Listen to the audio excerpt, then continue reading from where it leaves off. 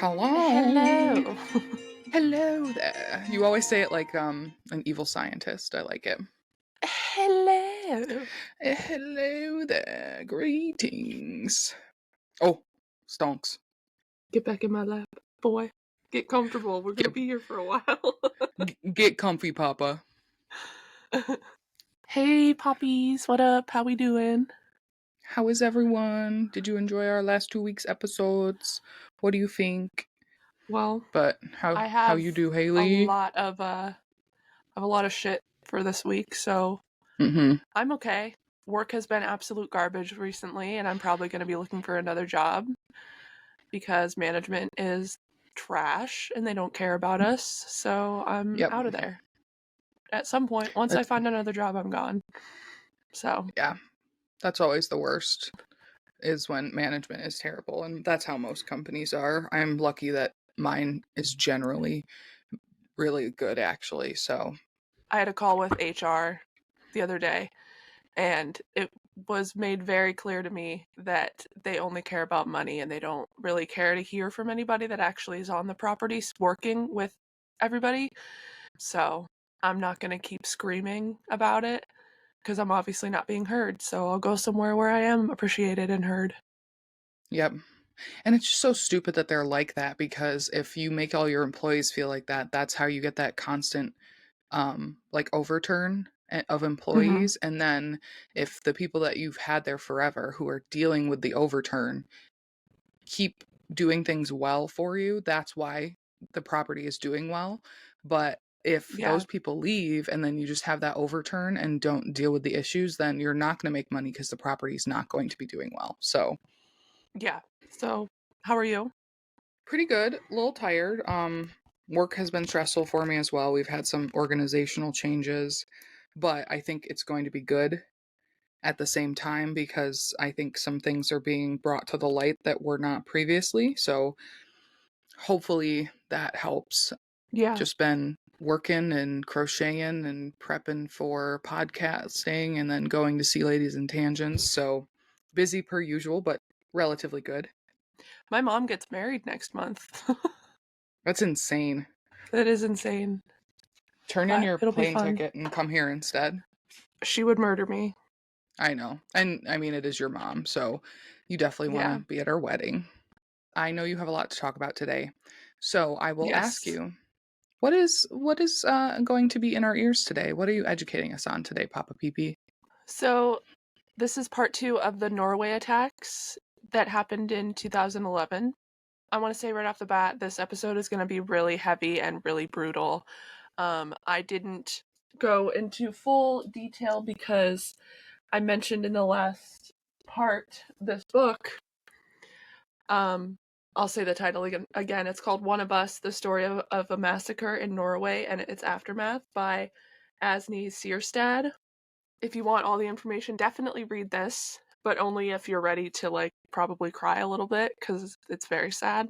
If this kind of stuff isn't your thing, definitely skip it because I know one of Logan's friends tried listening to one of our episodes. I think it was probably one of mine because she said that she had to turn it off because it was like really upsetting her, the topic. Oh.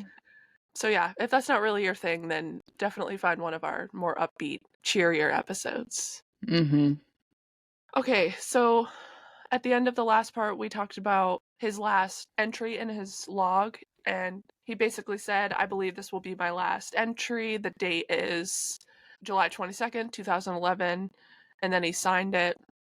So that same day at 2:09 p.m., Anders Breivik sat at his computer in his bedroom in his mother's apartment and sent his manifesto titled 2083, A European Declaration of Independence to 1,002 email addresses, including Norwegian politicians and journalists. The subject line read, The Islamization of Western Europe and the Status of the European Resistance Movements. He said in his manifesto, I do not want any compensation for the work, as it is a gift to you as a fellow patriot. In fact, I ask only for one favor of you. I ask that you distribute this book to everyone you know. Please do not think that others will take care of it. Sorry to be blunt, but it does not work that way.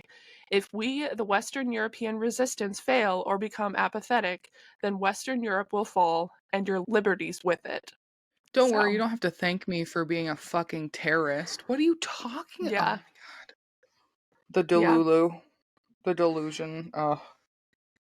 Oh, I also wanted to mention this is going to be 3 parts because once I got to the end of the day, I had almost 40 pages of notes. So I think that it should be a 3rd part. So in the 3rd part, we'll talk about the Yeah. trial, but okay. Okay. So once the manifesto had been sent to 1,000 email addresses, the spam filter detected that the limit of messages allowed to be sent in a day had been reached and stopped any more from being sent. At 2:45, he left his room, turned left, opened the front door, and slammed it shut behind him. On his computer, he left a window open showing the day's agenda for the youth camp on Utøya Island. Breivik walked the short distance to the garden center and climbed into the van that held the bomb. He changed his clothes from his normal attire into the black compression top with the fake police badge. He put on a bulletproof vest, black trousers with reflective strips, fastened the pistol holder to his thigh, and pulled on heavy black boots with spurs at the heels. At 3:13 p.m., Breivik's white VW Crafter, loaded with a 2,000-pound bomb, was caught on surveillance cameras headed towards the government quarter. At 3:16 p.m., Breivik turned into the parking lot in front of the main government building, completely ignoring the no entry sign. He parked the van in front of the main entrance of the building that housed the office of the Prime Minister, Ministry of Justice and the Police, and several other government buildings. He took out his lighter, turned and reached behind him to light the fuse, and it caught immediately. He grabbed his keys and got out, forgetting his mobile phone on the dashboard. He then locked the van and walked away. Jesus And there Christ. is surveillance video of all of this. They were like, he ignored the no entry sign. Of course he did. Yeah. It's a sign. Yeah, of course. Like, Yeah, he doesn't care. no. At 3:18 p.m., a witness saw a suspicious-looking man leaving the government quarter. Seconds later, he hears the man unlock a car and sees a glimpse of the driver when he drives the car the wrong way down a one-way street. He found this suspicious and wrote down the car's license plate number.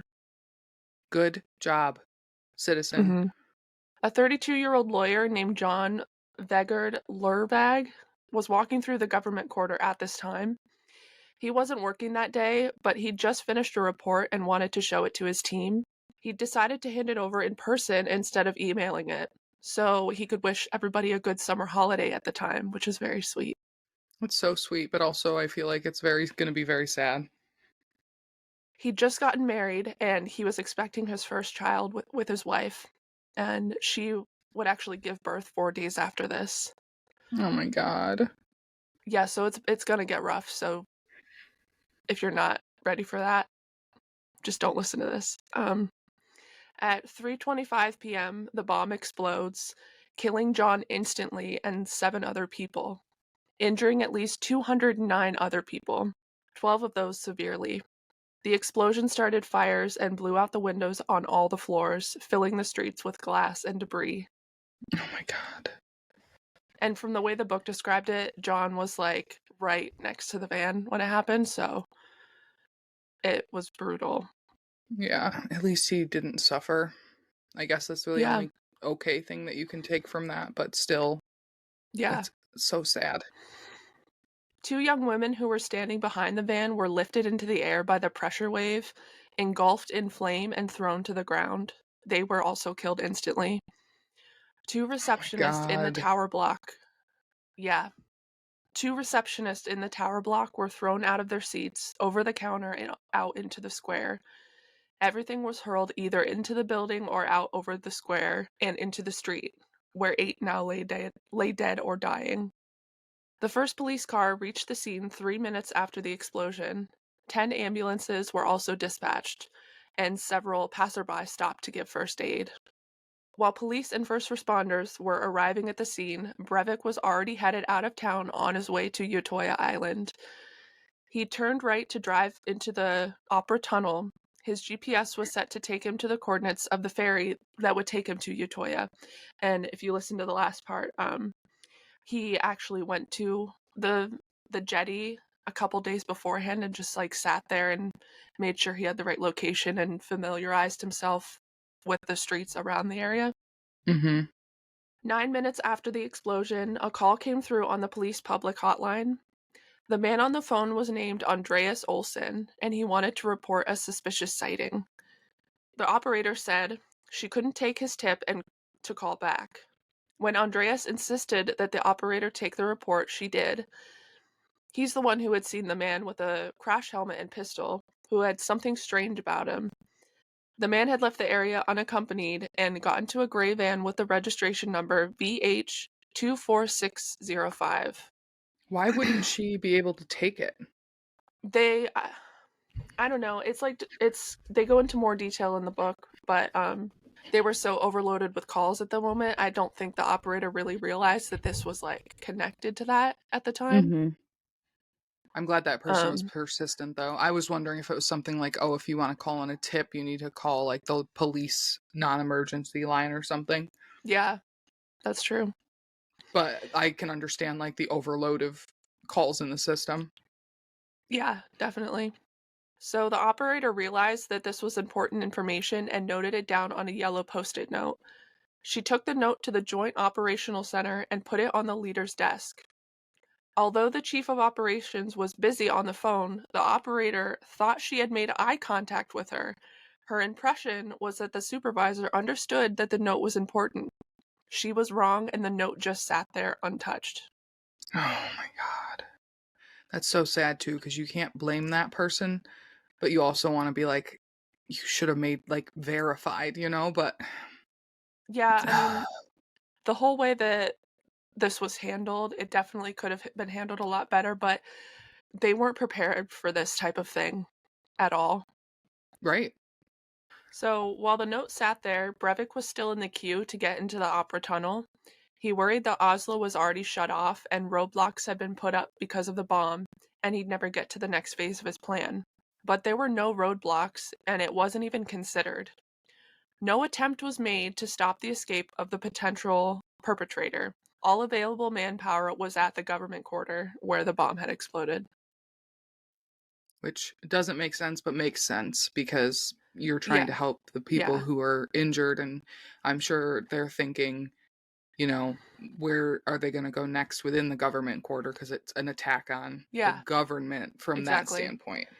The last thing you would think is that they would be going to a child's youth camp, Yeah, like on an island. I hate this guy. Okay. me Um, too. so at 3:55 p.m., half an hour after the bomb went off, an operator happened to see the note lying on the unit leader's desk. They called Andreas back, and he confirmed he'd seen the suspicious person 5 minutes before the explosion.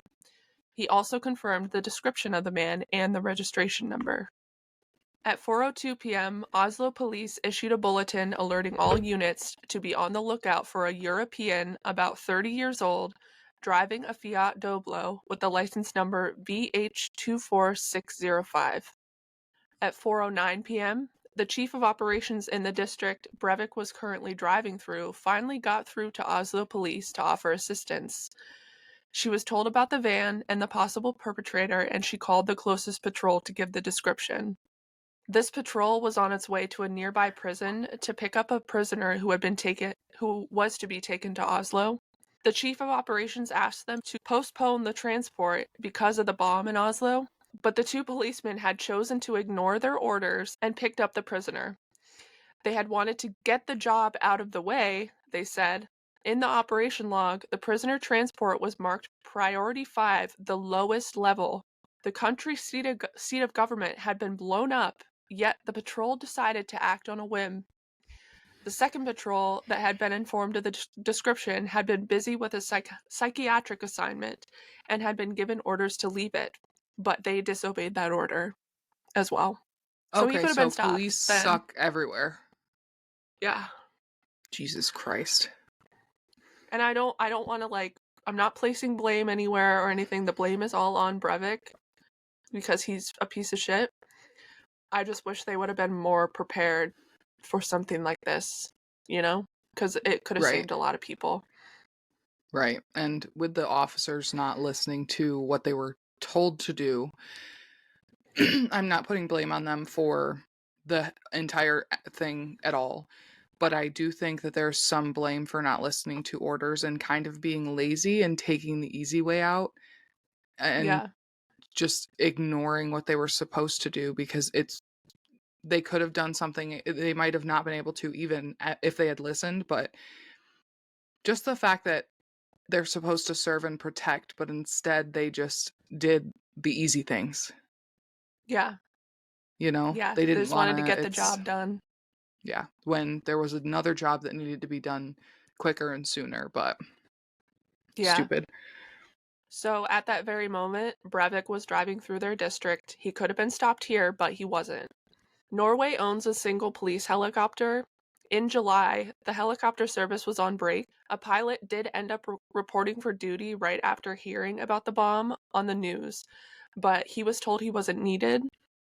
Yet the emergency response unit requested the helicopter twice in the hour that followed. They were told that it wasn't available, even though it was on the tarmac, fully operational and ready to fly. Oh my God, the unpreparedness. And I can understand why they'd be so unprepared because things like this just didn't happen. But at the Yeah, same time, totally. you should still be prepared. Like, Yeah, just because it doesn't happen, or just because it's not like a regular type thing, doesn't mean it will never happen.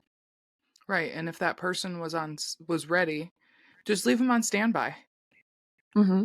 That's his job. And also, if there's only one police helicopter service, why would they get a break? I can understand like taking turns for like a holiday break or whatever, but everyone at the same time? Yeah, I don't know. So, no immediate nationwide alert was sent out. The information provided by witnesses was not read out over any general communication wavelength, nor was it passed on to the media so that alerts could go out on radio and TV. The Public Records Authority in Oslo, which has a comprehensive network of cameras, was not alerted either. There were so many resources available that were not used at all. They just weren't thinking of it or didn't like what I don't know. There's not an actual answer, but I don't know. Utøya Island is a 26-acre island in Lake Tree in the county of Viken, Norway, 1,600 feet off the shore. The island is owned by the Workers' Youth League, a youth group associated with the Labour Party, which holds an annual summer camp there. In 2011, there were 650 young people in attendance at this summer camp. my God, it's a lot of people, a lot of kids. A lot of kids, a lot of, counselors, a lot of leaders, so many people. Lives, innocent lives. I think the youngest person on the island was 14. Hmm. That's so sad. Yeah. So around 4:55 p.m., Breivik parked above the jetty in a small clearing where he wouldn't be visible from the road or the jetty. He drank a Red Bull and some water while he waited for the 5 p.m. scheduled ferry to Utøya. When the boat didn't arrive as scheduled, he drove down to the jetty to find out what happened to the boat. He drove slowly down the steep dirt track to the landing stage. A young blonde man with a security vest and a walkie-talkie came over to him. Breivik didn't want him to come near his car, so he got out and just waved him away. Breivik told the guard that it was a routine check because of the bomb in the government quarters and that officers are being posted at various locations to make sure nothing more happens. Oh my God. The security guard was surprised by this. It was strange for an armed police officer in uniform to arrive unaccompanied in a civilian vehicle, but he assumed it was because they were short on police cars in a situation like this. And I could be wrong, but I believe the security guard was like one of the kids. Probably. So, Or someone yeah. very young. And I mean, security guards don't, it's not Yeah. in the US, most places don't have armed guards. So I'm sure Norway doesn't for a fucking ferry, Yeah. you know? Yep. Oh, yeah, it says right here the guard was 19 years old. I had a feeling it was like just barely of age. Yeah. So Breivik asked where the boat was, and the guard replied that it was canceled because of the explosion. So Breivik asked him to call the boat over, claiming that 2 more men were on the way from the security service, but he stressed that he wanted to get over as soon as possible to secure the area, so the guard called over to the island.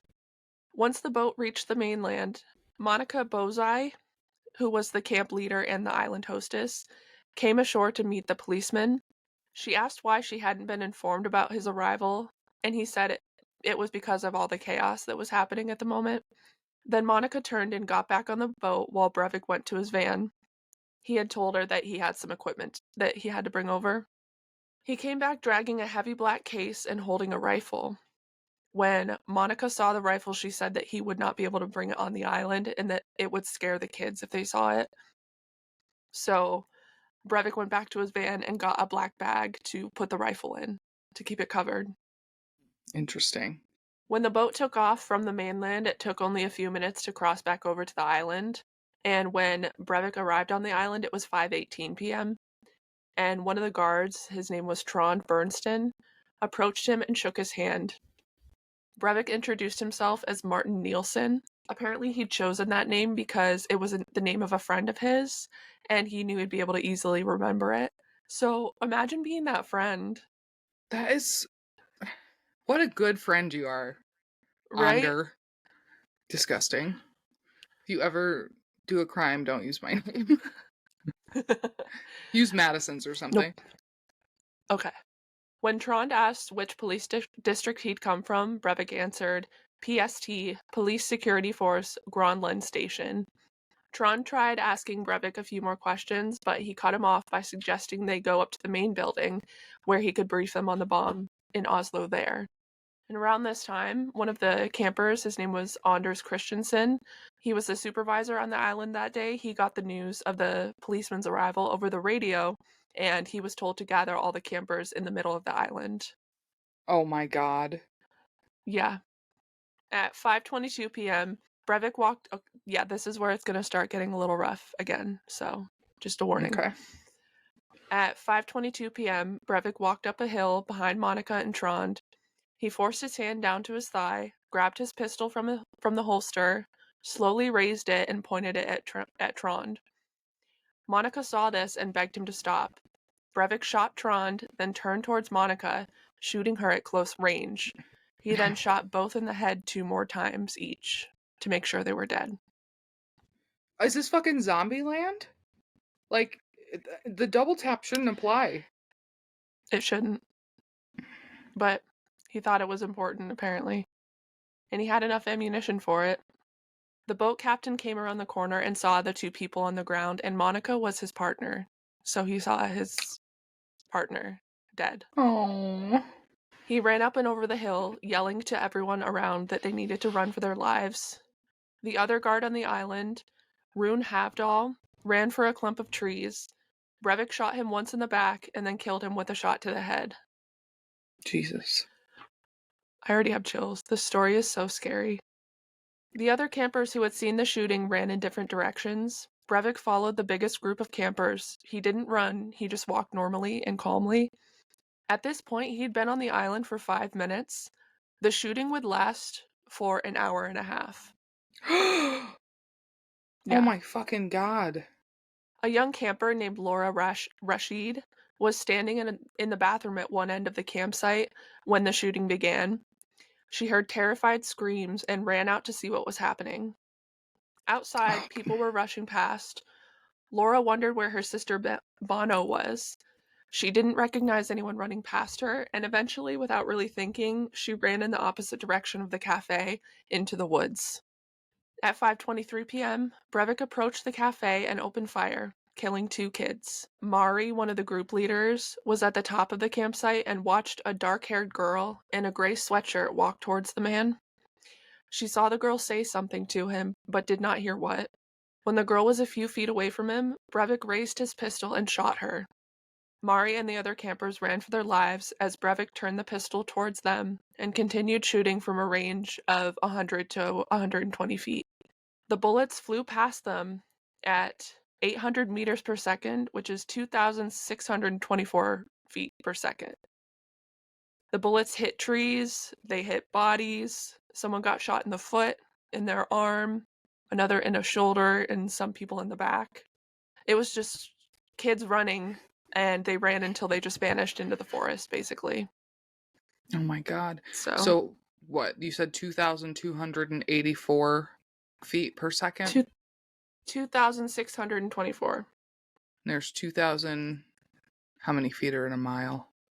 2,400 and 5,280. I had it. But that's like half a mile a minute. That's, Half a mile a second. or second. That's insane. So once the campsite was empty, Breivik walked around and shot multiple people who were already on the ground. One victim was 23-year-old Gunnar Lineker, who had been shot in his shoulder and the bullet had gone through to the back of his head. But he was still alive, face down on the ground. Another camper had tried to drag him, but wasn't strong enough, and Gunnar was unconscious, so the camper wasn't able to, communicate with him that she was trying to help, and, so she wasn't able to drag him. Mm-hmm. Um, Breivik shot him again in the back of the head, in the back of the neck. It entered the back of his skull on the right side and exited through his temple. And he was still alive after this. Oh my God. Yeah. Gunnar's young sister was lying a short distance away. She'd tripped when everyone started running, gotten back up, and then fallen into some bushes where she stayed. She hadn't seen her brother being shot. From where she was laying, she couldn't see anyone. She had no idea her brother was on the ground just a few feet away, with massive head injuries.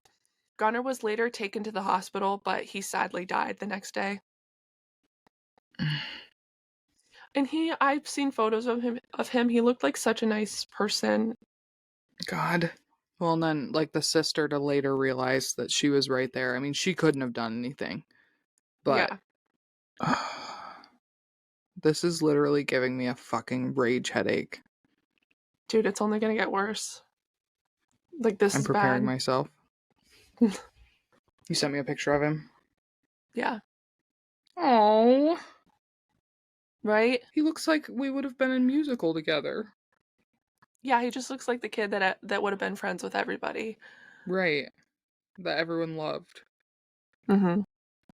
And the fact that he's just in there fucking shooting these children. Yeah. Or young adults, but they're basically children, because he was what? 30s at this point? Yeah. Vilhar and Torje Hansen, who were brothers, were running side by side on a path called the Lover's Path. Torje pulled his phone out and called their mother. When she answered, he screamed that they were shooting at them. Vilhar took the phone from his brother and said, "It's all right, Mom. I'll take care of everybody." And then he hung up. This is when Torje realized that his best friend Johannes was gone. I guess before the shooting started, they were all, well, like I said, Anders Christensen got the call to kind of gather everybody in the middle of the camp, middle of the island. But then when everybody started running, they got separated. Right.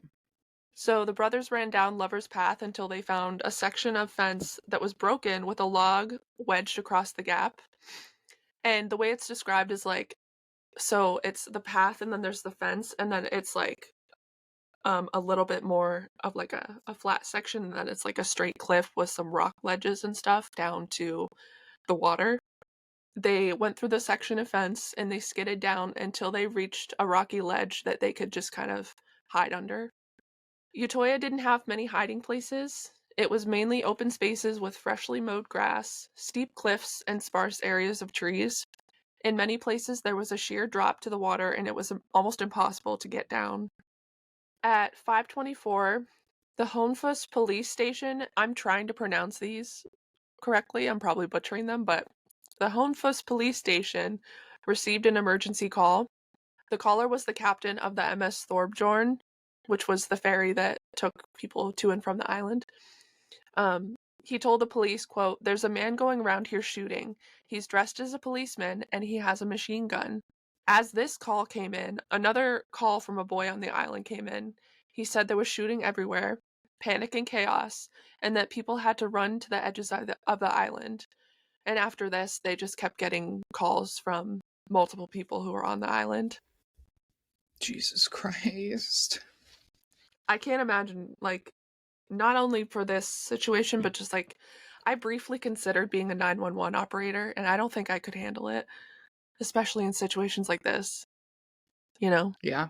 Even just working in the hospital as a phlebotomist, someone who drew the blood, that was a lot. Like, we had someone come in who had been shot and they had to crack his chest. And it was a code. So you stay in the room in case they need you when you're the phlebotomist in the emergency room. And just, I mean, watching them crack his chest and try to pump his heart with their hands was a lot. Yeah, I yeah, think I could handle being a 911 operator, but it would get to me for sure. Like, yeah. I the wouldn't be able sounds and to, the thoughts. I would want closure, and I know that you don't really get closure when you're in that type of job. Mm-mm. So this part is really rough. At 5:25 p.m., Breivik walked back through the campsite where Gunnar Lineker was still lying unconscious. At this time, he'd killed 6 people. As he walked by the building that held the cafe and main hall, a camper, believing he was a police officer and there to help, asked him what was happening through an open window. Breivik told her, quote, "Someone is shooting, so stay away from the windows. Lie down on the floor and I'll come help you." Yeah, dude. The girl at the window was holding her pink cell phone. She'd just spoken to her father, a lorry driver who often made deliveries in the Oslo area. Luckily, he was safe after the bombing. Breivik went inside and walked down the hall. The walls were covered with posters of AUF slogans from over the years. There were hundreds of shoes in the hall, as no outdoor footwear was allowed in the meeting rooms. He calmly went into the first room, known as the small hall. He paused for a moment in the doorway to get an overview while everyone looked at him, awaiting instructions. He then walked over to a group and started shooting. Several fell to the floor. He thought they were playing dead, so he went around to each of them and shot them in the head. Some of the kids were screaming, standing still as if glued to the floor. Breivik thought it was weird that they just stood there. He said, quote, "I've never seen that in a movie." It's fight, flight, or freeze, you piece of shit. These are children. Of course, they're gonna freeze. These are children, and you walked in and they think you're a police officer there to help them. And instead, you just fucking start shooting their friends. And when they're already dead, you shoot them again. So they don't know Yeah. what to do. Yeah. They've never I would probably seen this in a movie or anything either because it's not a common thing for them. yeah. I would probably freeze too. It would be so just surreal. Yeah, Um, especially at such a young age. yeah.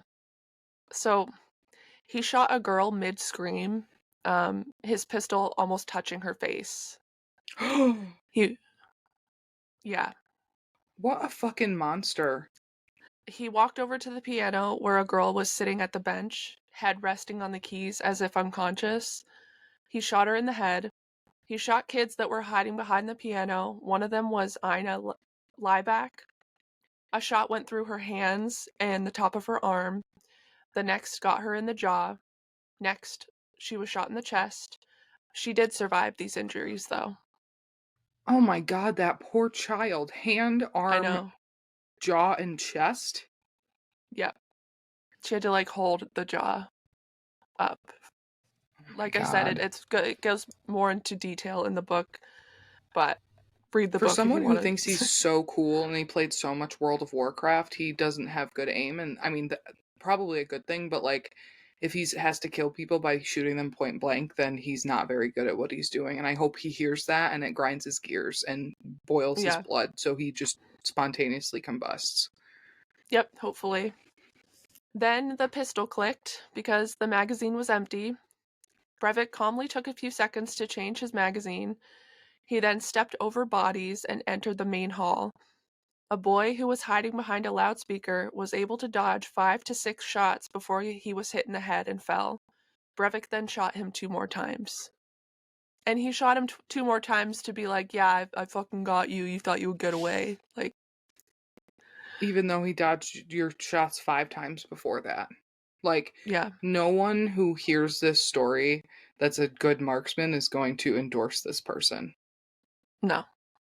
There are people who hunt and can ethically and relatively humanely kill moving animals, and this guy like has to like triple check. Yeah. I really want to piss him off. I want to tell him how horrible he is at everything he's ever done in his entire life. I feel like we're definitely going to do that in part 3 because he really shows how stupid he is in the trial, but we will get to that. The girl who had called to Breivik through the window was now huddled against the wall, and she was calling her father again. Her dad answered and heard nothing but screaming. When the line suddenly went dead, he called back and got a message saying that the phone was switched off and had no signal. A bullet had gone through her ear canal, through her brain, and out the other ear. It stopped when it hit her pink phone case. She fell, and Breivik shot her 2 more times. She was 16 years old, and her name was Elizabeth. I can't even, there's not even a word.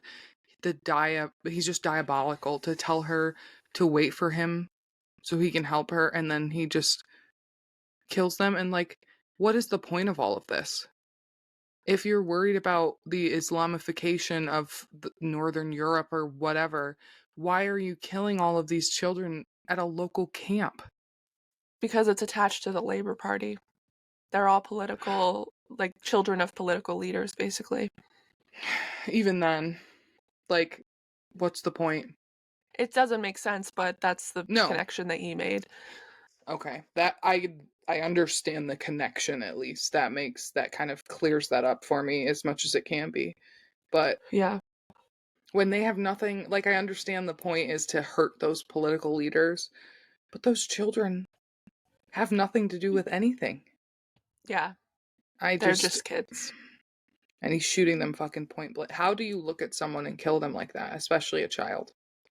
After telling this child and all these other children that you were coming to help them, how do you do that and feel good about yourself? I don't think he has an actual brain. I think it's like a fucking bowl of shit that was sucked out of my septic tank. Yep. So he continued shooting innocent kids until he had killed 13 people and critically injured more just inside of this building. He'd been inside for just 2 to 3 minutes. It was now 5:29 p.m. It took him 2 to 3 minutes to kill 13 people and injure more. It's insane. It's disgusting and Ugh! Okay. There's Yeah. not actual words. I just want to keep saying how stupid he is, but like we know that. So after this, Breivik crossed the campsite, shooting into a few tents. He decided it would take too long to check each one, so he moved on. At 5:30 p.m., John Olson, who was the captain of the ferry boat, John Olson, his crew, and 7 other people escaped on the boat that had been tied ashore when Breivik arrived. When the boat was halfway across, the captain turned around. He wanted to rescue more people. There was room on the boat, and some had already jumped into the cold water trying to swim away from the island. Then the crewman remembered that the policeman said he was expecting 2 other people, so they decided that the ferry landing stage on the mainland wasn't safe. So the boat changed direction away from the jetty and just out into the water. God. There was no one else coming. He just fucking bamboozled them. Yep. So Bono, Laura's sister, remember I mentioned she was standing in the bathroom when all the shooting started? Mm-hmm. So her sister Bono had been at the end of the woods by the campsite with 2 girls she didn't know when Breivik approached the cafe. When they saw a boy being shot down by the cafe, they ran into the woods until they reached Lover's Path. On the path, they met Anders Christensen, who was desperately calling emergency services. He was unable for a while, but eventually got through. There's a shooting on Utøya, he said, but because the emergency lines were jammed, his call went through to a police district that hadn't yet heard about what was happening on the island, so he was told that he was mistaken. There was no shooting on Utøya, it was a bomb in Oslo. So Anders got really frustrated and he just hung up. I don't blame him, but holy shit, why would you gaslight someone like that? Like, hi, I'm on the island and I can hear the Yeah, gunshots. Like, the yeah. more people that know, the better. God damn. So This group went further down the path until they found a slight rise in the ground and huddled behind it. Eventually, while they were hiding, they heard heavy footsteps. One of the boys suggested laying down and pretending to be dead, because it was too late to run at that point. Bono laid down on her side with one arm under her and the other thrown out at an angle. She pulled the hood of her jacket half over her hair. Anders laid down beside her and put his arm around her. When Breivik reached the slight rise, he began shooting them. First a boy God. who was with them, then 18-year-old Bono, then Anders, who was also 18. None of them would survive. Oh my God. So Laura lost her sister. I have chills. Yeah, same. And this is the point where I'm about to start crying because they were trying so hard to hide from this motherfucker. Yeah. And he's just fueled up on So, idiocy, racism, and Red Bull. yeah, and steroids and probably amphetamines and all this shit. Oh, true. But, and whatever else came out of all the fucking fertilizer and shit that he used to make the bomb. yeah. Simone Sabo had been helping people through the section of broken fence on Lover's Path and over the log as the shots got closer. The people he helped could hang on to him until they found a foothold, and then they were able to let go and find a place to hide. Two girls approached him. One was named Erin, and she was carrying a girl named Sophie. And Sophie had been shot in the shoulder and the stomach as she ran across the campsite. Simone gently lifted the wounded girl and passed her down to Tonje Brenna, who was standing at the bottom to make sure people got down all right. So they were all like trying to help each other, even in this chaotic time. Being normal, good humans. Yeah. Not far away, Breivik was kicking the bodies of the kids he'd just shot to make sure they were dead. When he finished, he continued down Lover's Path until he reached the hole in the fence with the log. One of the campers saw him coming and jumped from the ledge down to the shoreline. She broke her foot on landing, and she laid there on the rocks while people jumped over her. Just as Simone was about to jump down the cliff towards the water, the girl, this is so cute, but also so tragic, but he had a crush on this girl who was also a camper. Her name was Marguerite. No. So just as he was about to jump down towards the water, the girl, Marguerite, called to him from the rock ledge, and he joined her there. Breivik looked over the log and down the steep drop. He wouldn't be able to get down to the water with all of his gear, but he did notice some kids hiding in the underbrush, and he screamed, quote, "I will kill you all, Marxists," and he raised his gun. God. He shot 3 girls at the top of the cliff. None of them died instantly, but they did soon bleed to death. Breivik saw Simone's foot sticking out from under an overhanging rock and fired. Simone fell and was shot again in the back before landing on the rocks below. Then, Vilhar Hansen, he's one of the brothers, he was also shot. He and his brother Torji had been at the other end of the rock ledge until the bullets hit the cliff face, and Torje jumped and Vilhar followed. At the water's edge, Vilhar was shot in the shoulder and dropped to the ground. He stood up to run, and he was again hit in the thigh. He fell again and was almost upright when he was hit once more and then collapsed. As he was kneeling by the water, another shot went right through his arm. His little brother was watching this whole time and just screaming, trying to get him to keep running. But Vilhar yelled for him to run and leave him. So he got up again and tried to run. The 5th shot hit him in the eye and shattered his skull. He collapsed again. 5 bullets had fragmented in his body.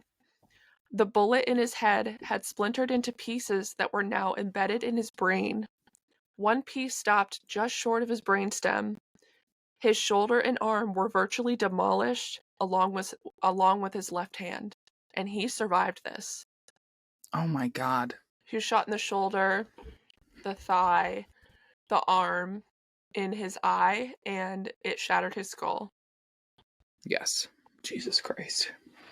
So at 5:35 p.m., Breivik moved on and left all of these people where they were laying. 14-year-old Ilva was lying nearby. She'd been shot in both thighs, her stomach, and her neck. Erin was lying a little further up with a bullet lodged in her knee, and she'd been shot in the back, and the bullet had exited through her stomach. The girl beside her had been shot in the shoulder and the stomach. A girl with wounds to her back and legs tried to drag herself to some sort of cover, but slipped back into the water and was coughing up blood. A couple of boys pulled her from the water before going back to their hiding spots. Simone, who was Vilhar's best friend, was still laying on the rocks nearby. All of this had taken Breivik 2 minutes to do. This is why machine guns and automatic rifles are an issue, Yeah, because it took you longer to tell us all of that than it did for him to do it. yeah, And like, yeah, obviously I'm not pro gun. I believe that people, like, there are hunters, and it's hard for me because I could never kill an animal, especially right now, like unless it was like a life or death situation.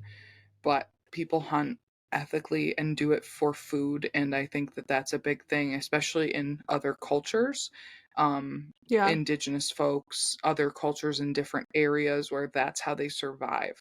That's one thing. But random people being able to get their hands on military grade weapons, and even the military having them, it's yeah, just absolutely insane to me that he did all of that in 2 minutes and yeah, just kept going. yeah. And he was able to kill all those people in the main hall and the small hall. 13 people in like 2 to 3 minutes. Yeah. And injure how many at the same time? Like, there's Yeah, no reason. And I'm surprised he was even able to get that, because I don't know what the gun laws were like in Norway back then, but I'm pretty sure they're very, very, very strict. So, I'm not sure. black market, internet, all that fun stuff. So at 5:38 p.m., the first patrol left the police station. The two officers had pistols and submachine guns and were wearing body armor. They had been ordered to drive towards Utøya and, quote, observe. Wait, so he's been there since 5 after 5, Yeah, and and the it was now first 5:38. officers weren't dispatched until half an hour later when there were that many calls. Mm-hmm. Obviously, the bomb is terrifying and bad. At that point, the bomb is done. You leave a few police officers and the EMS and fire to take care of that. And then when you get calls about someone actively shooting a camp full of kids, you send as many officers as you can, and they don't go just to observe. There's Yeah, multiple of you, there's one of him, and hundreds of fucking lives that you could go help and save. yeah. And the book That's does go more into detail about the miscommunications and like the the problems that happened with the response to the shooting on Utøya. I do go into it a little bit, but there was a lot of things that were done wrong or just not really thought through. I think because it was so chaotic as it was Mhm. happening.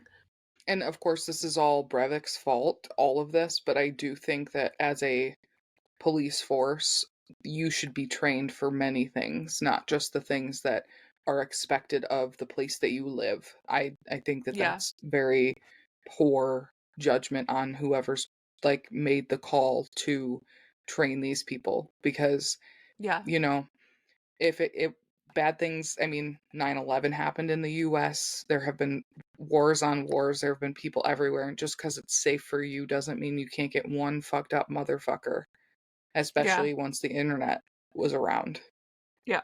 I agree. So that was poor judgment on the people of the government and the police trainers. Hmm. So as the first patrol drove, Breivik was moving south across the island. At this point, he had reloaded his Glock and rifle several times.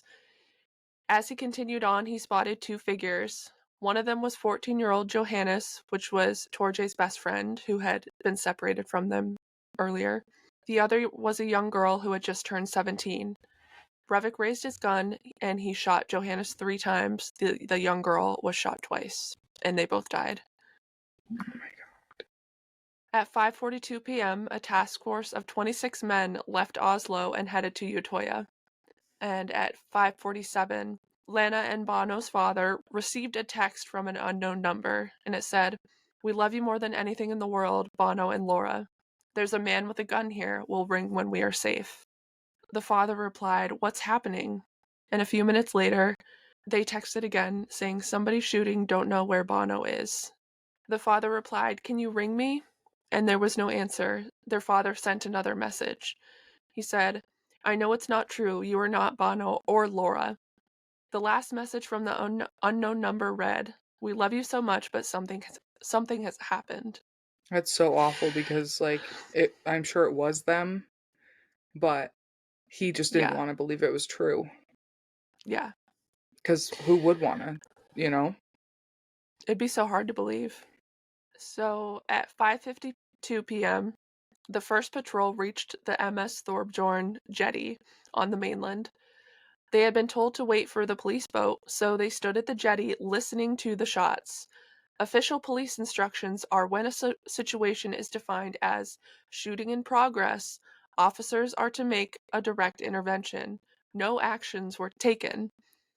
There were boats moored close by, but no attempt was made to fetch one and approach Utøya. They did nothing but sit there and listen. What the fuck? Yeah, That, now I am I placing wouldn't blame be on all able of those to. officers. I wouldn't have been able to just sit there and listen at No, and all. that's literally your job is to serve and protect. And if it says that you're Hmm. supposed to intervene, but if you sign up to be a cop and you're not prepared to intervene, then you shouldn't sign up to be a fucking cop. You just wanted to transport people and write parking tickets all day? Why? What? And for all of them to do it. I could understand if it was a singular cop and they were nervous because they were by themselves or something and they were waiting for backup. But if that was like multiple of them or all 26 that had headed out, that is disgusting. This is one person shooting. I believe And of that course this first patrol was only 2 men, but still they and could have tried. the other 26 were on their way still. They could have tried. Yeah. So the Honfus Fire Service had a boat ready for use and even called early on to offer assistance, but their offer was turned down because the local police had their own boat. When the police station later called back to ask to use it after all, they could not get through. They tried again and again, but it turned out they were calling the wrong number. Are you fucking kidding me? Hmm. Are you fucking kidding me? They offered the boat. If the resources are offered, have them on standby. Yes, please come. We Yeah. don't know what the Why do you need situation is. like We'd rather be overprepared. yeah, exactly. We have one boat, but why not like the more the merrier. We need two. Like I don't know. At this point, they all just sound like fucking idiots to me, and I'm sorry if that's rude.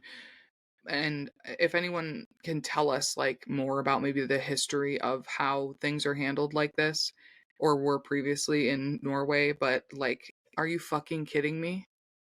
So there was another massive misunderstanding with the multiple emergency response teams about where the rendezvous point was. While the first patrol went to the MS Thorbjorn jetty 600 meters from the island, other teams went to a location 3.6 kilometers from the island, all while Breivik was killing an average of one person a minute. They couldn't The figure out which the jetty they were rendezvous supposed to point, go to. the rendezvous point is on the island. Go to the fucking island. Yeah, Do they not have radios? they were in contact with each other, but nobody was clear about which jetty they were supposed to be going to. See, if that were me, I would have taken over and I would say, "This is the spot I'm picking. Everyone fucking come here now." Oh, Yeah, I'm sorry. I'm getting really angry because again, although this is all Breivik's fault, if this response had been better, they might have been able to save some people. yeah, they would have been able to, for sure. And Like obviously he he had to could have been try it. stopped before he even made it to the island. Exactly. And obviously he has a trial because you've talked about it, so he survived. So you all can just dilly dally and not actually go in there, but then this motherfucker gets to come out alive. Well, he gave himself up, and I'll talk about that. Right, but at the same like it's I mean, they just can't just kill him. I mean, he's actively shooting people. They could. Yeah, He it's needs tough justice. because Yes. yeah, it's tough because he wasn't actively shooting people when they found him. you know? But my thing is if they had gotten there sooner Yeah. and found him while he was still doing it, I mean, I want to know what the outcome would have been if he would have still come out alive.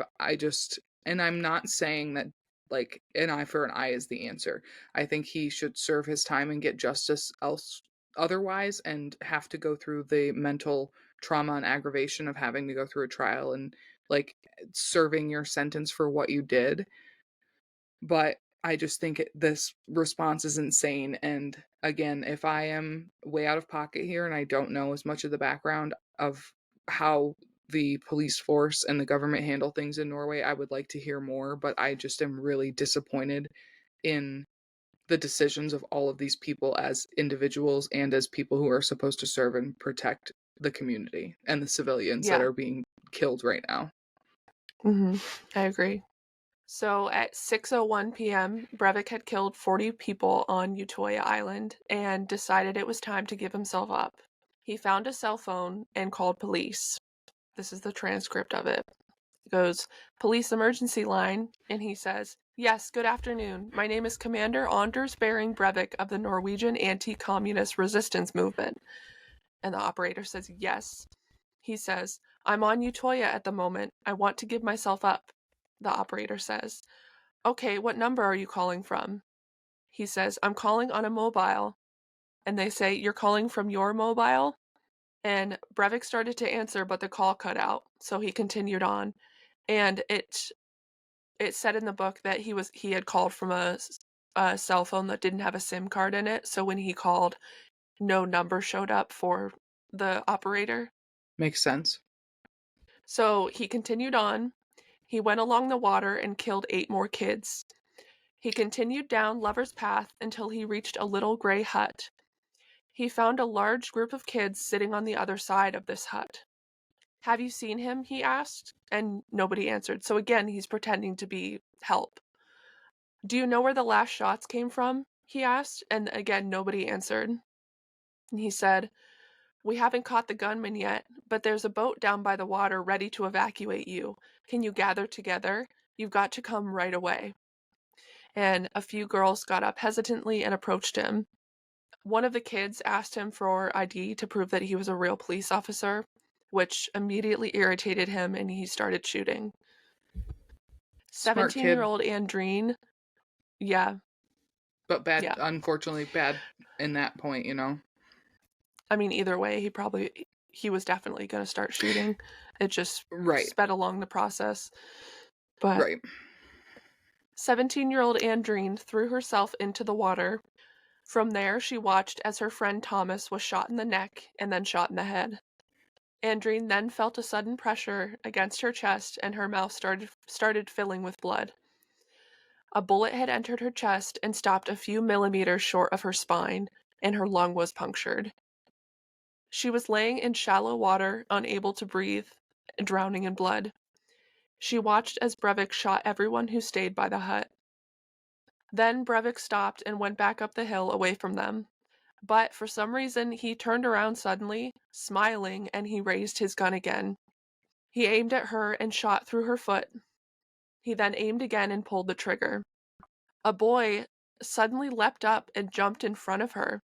He took 3 bullets that were meant for her, one in the hip, the second through the back, and this one came out through his chest, and the third went into his head. His name was Henrik Rasmussen, and Andreen did not know him. And Henrik had just turned 18 that February. Yeah, that part got This me. is where I'm going to start crying. Yeah. He didn't even know her, and he just was like, leave her. She's dying. I have so He many had chills. just watched her get shot multiple times, and he apparently before he came to Utøya, he had led like a racial equality march back in Oslo. Oh. So he was a really awesome person. And it's like he could have stayed hidden because she was already Mhm. dying, but he tried to do the right thing. Yeah. I have like massive chills all over my body, like the ones you get. I'm not going to, but like the ones you get before you're about to pass out. Yeah. That's how fucking tense they are. Are you good to continue? Do you want a minute? Yes. Okay. Was Give that me a just yes 1 to second. continuing or a yes to okay? We're Gathering getting myself, there. and I mean, I want to hear it because I want to know what happened, and Yeah. I want to be as angry at this person as possible. It's just like there's no making sense of any of it. There's no rationalizing. No. There's nothing. No. Um, but keep in mind that he is in prison and he's never getting out. And he thought that all these people were going to come and be like, "Yeah, I support Anders. He did the right thing." And of course, there are some people out there who agree with what he did, but it's not the volume that he expected, and it Right. infuriates him to think about. So just know that he may have he may have done what he wanted to do in this situation, but it didn't turn out how he thought it would. Yeah. Can we write him letters and just like repeatedly send letters over and over that say, you suck, you failed, no one believes in you, you're the worst? We just won't put our return addresses on them. Honestly, I kind of want to see if we can. I would love to. Yeah, we should like start a thing where we just like send Hmm. him letters once a month. We could even like trick him, like write letters, just not supporting him, but like questioning, like getting to know him, quote unquote, and making him like feel like we are his friends and support him, and then just fucking crush his soul. Yeah. I'm angry. I hate this motherfucker so much. Yeah. He is one of the worst people I've ever read about. Yeah, I need to get that book. I want to read it. Yeah. All right. Are you good to continue? Yes. Thank you for that Okay. moment. But you can leave that Yes. part in about sending him letters, because Okay. I was going to. okay, good. If you would like to, because yeah. So at the end of this, 15 more people were dead. At 6:26 p.m., over an hour after the shooting began, Breivik found another abandoned cell phone and called the police again. And here's the transcript. Police emergency line, and he says, "Good afternoon. My name is Anders Behring Breivik." The operator says, "Yes, hello." And he says, "I am the commander of the Norwegian resistance movement." And the operator says, "Yes, hello."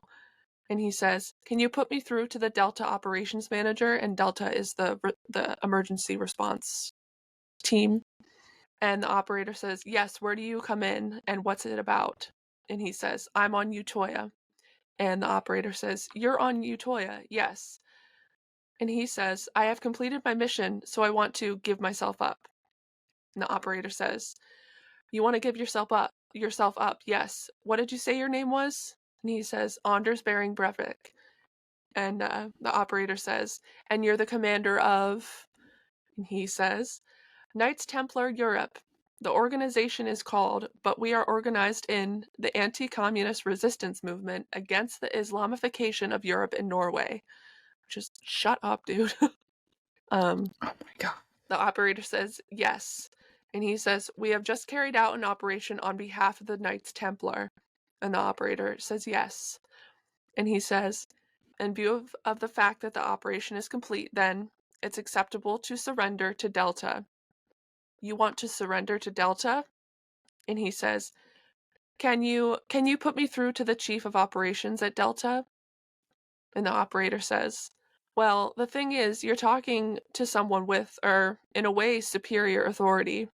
And he said, "Okay, just find out what you need to do and then call me on this phone, all right?" And the operator asked about what the telephone number is because, again, it was another cell phone without a SIM card. And he just says, "Brilliant, bye," and then he hangs up on them. Okay, so the first time he tried to turn himself in, obviously there wasn't a lot of time in between because he's killing people so quickly. Did anyone relay this message to the people who were on scene so they could go in and get him? I don't think so. Why the fuck not? I don't give a shit if you know his location or not. There's many of you at this point now. Who cares if you know the rendezvous point or not? Come in from different sides, listen for the shooting, be quiet, and then say, I heard you're ready to give yourself up, and see if he fucking gives himself up. Well, the first boat carrying 4 men from the emergency response unit got to the island at 6:27, which is 1 minute after he placed that second call to the police. But they could have been So, there sooner if they wouldn't have worried about the rendezvous point. Or they would yeah, have had. true. Again, I don't So, want to yeah, place blame on these people because it's not their fault that he is already doing this, but this was a fucking disaster yeah, in terms of organization and police work. yeah, and even more so because, as I've said multiple times now, the book goes into much more detail about that side of things. And there's so many more, like, things that could have been done differently. So, as I said, the first boat carrying 4 men from the emergency response unit reached the island at 6:27 p.m. They were directed north by some of the campers who were unaware that he'd started making his way south. So, Delta went north while Breivik headed for the southern tip of the island. He approached the southern tip and realized he'd been there before. There were bodies everywhere. Some people were standing in the water a little ways out. A couple of kids noticed the uniformed man approaching and begged him for help. He walked calmly towards them, asking, "Which one of you need help?" and then opened fire on them. Oh my god. I just imagine that like split second of relief they have when they think that they're going to Mm-hmm. get help and then all of a sudden it fucking crashes down around them. Yeah, What a sadistic fuck. I know.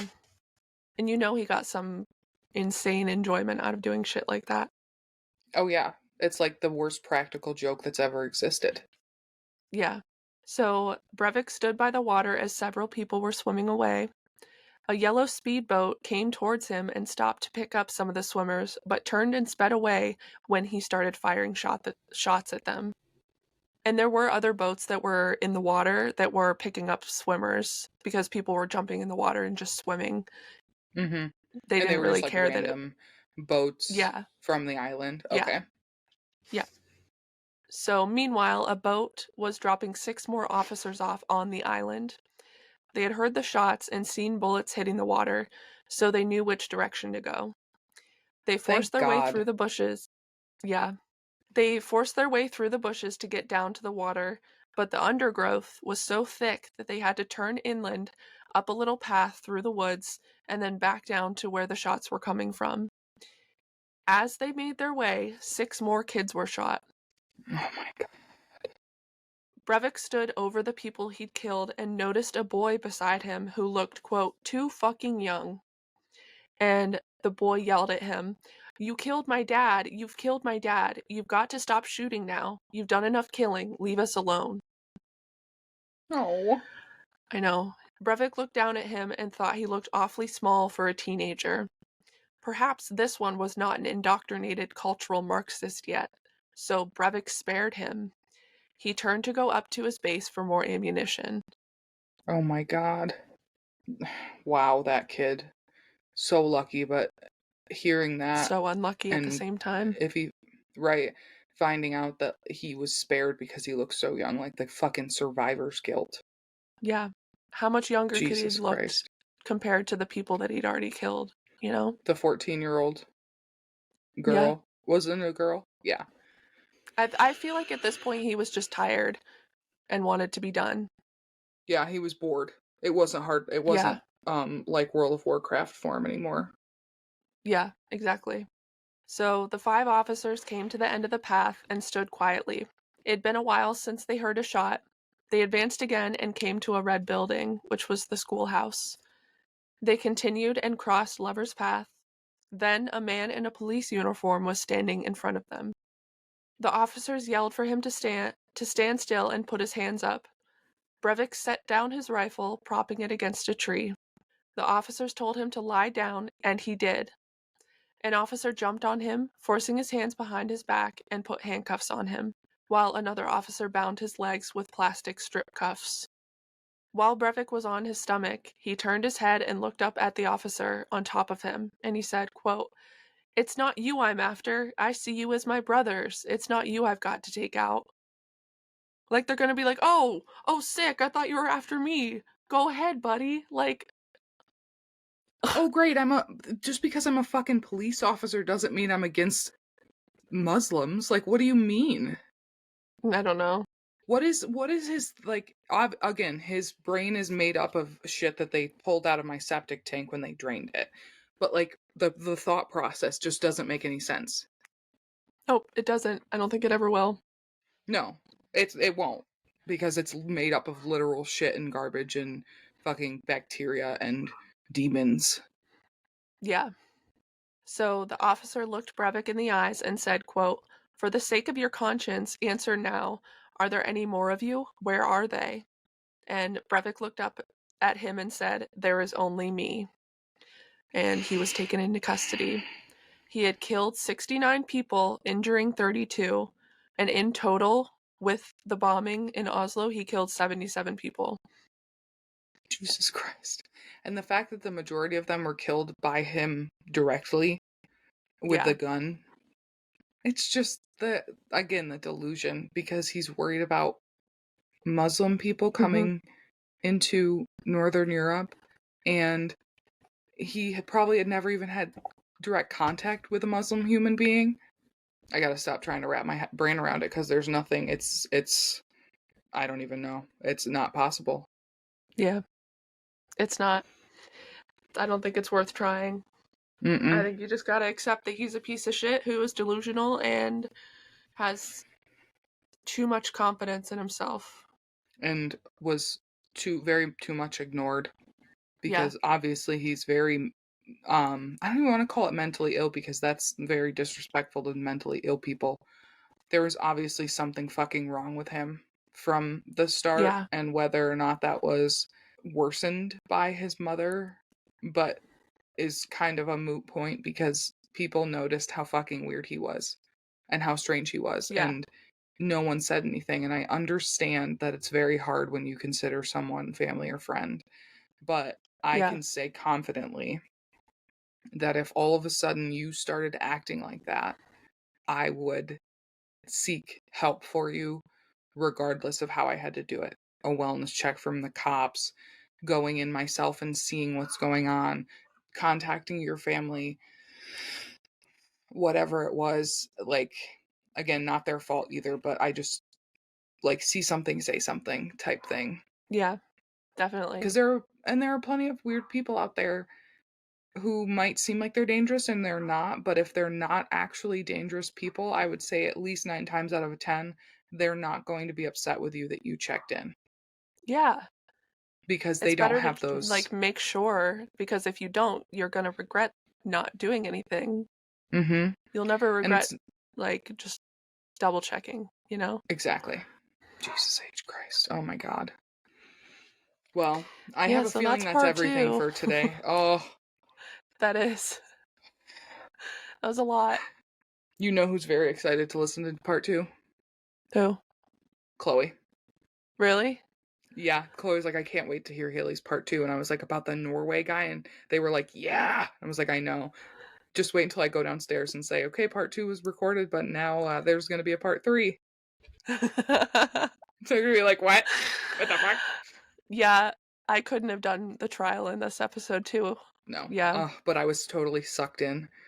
So I'm going to wait until it's after the crazy. trial episode, and then I will get the book. Or I'll get it and then Yeah, wait. and then you should watch the movie too that I mentioned in the last part.